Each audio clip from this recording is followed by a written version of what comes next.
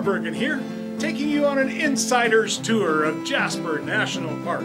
Today, I'm at the Glacier Skywalk, about 1 hour and 15 minutes south of Jasper, right here on the Icefields Parkway. The Glacier Skywalk is a glass-floored observation platform 280 meters above the Sunwapta Valley. That's about 920 feet. It juts out in a horseshoe shape 35 meters or 115 feet from the mountain, using the mountainside as a counter beam. The Skywalk is a $21 million project born from the suggestion of a tour bus driver who loved the view at this exact spot on the highway. From the top of the walkway you can see waterfalls and wildlife, especially mountain goats. The glass system used in the walkway includes 4 layers. The bottom 3 layers are structural glass that has been tempered and heat strengthened. These are topped with a 4th layer of glass panels that can be replaced if they get scratched or cracked, which means that unlike the Grand Canyon, visitors wear their own footwear. I've always been of the opinion that the development in a national park should be kept to a minimum to preserve the natural wonders of these protected areas. 2 years ago, I had an experience which gave me a different perspective of this Glacier Skywalk. I had 4 Australian folks in a private tour of the Icefields. One young man had been in the Australian Air Force and operated fighter jets.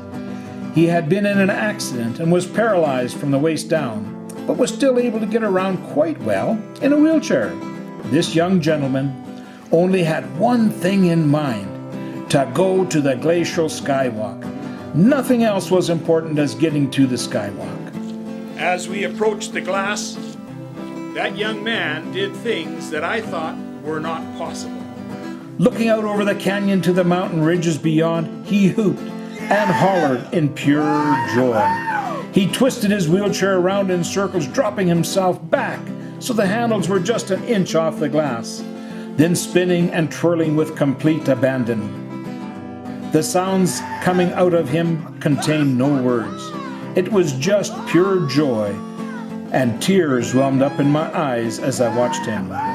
Totally focused on him, I had completely forgotten about his wife until I turned around to see her clinging to the handrail at the start of the walkway, with one foot on the glass, frozen in place. She was so afraid. We spoke to her for a while, and she finally let go of the handrail, grabbed the handlebars on the back of his wheelchair, and pushed him the length of the Skywalk. Having reached the far end, she promptly asked for the keys to the van and left immediately. My young friend and his 2 buddies spent another hour and a half on the glass. The sounds of joy that came straight from his soul brought tears to the eyes of all that were present. And as I stood there and watched him, I had a change of heart. If this development can bring so much joy to just one person, how much joy can it bring to the thousands that come to visit? I am grateful that I had the opportunity to be here with that young man that day. Stay safe, be well, and I'll see you in the mountains. This land was made for you and me. Beautiful to listen to him in the background.